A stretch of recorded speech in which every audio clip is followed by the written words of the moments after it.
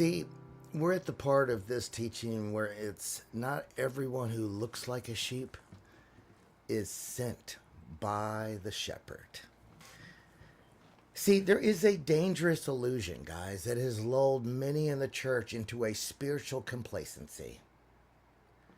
This belief is that anyone who quotes scripture, attends service, or claims the name of Christ, well, I've heard that before, I hold the testimony of Jesus Christ. Well, your fruit says otherwise.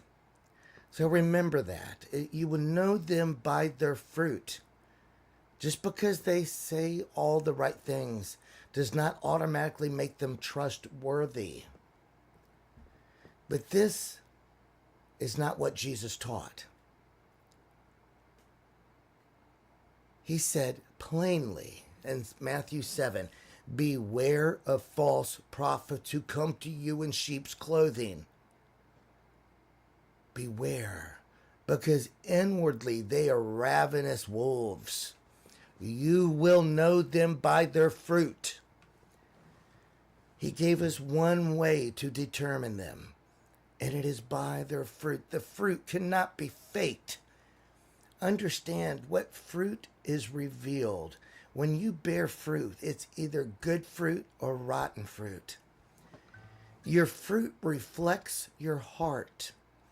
And your actions, your behavior, your words, your chat messages are an outward reflection of your inward heart.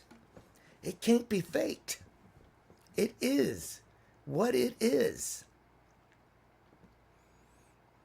That's why Jesus' words are just so beautiful in understanding the simplicity.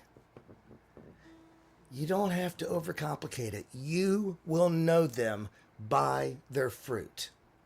Period. End of story. That never fails.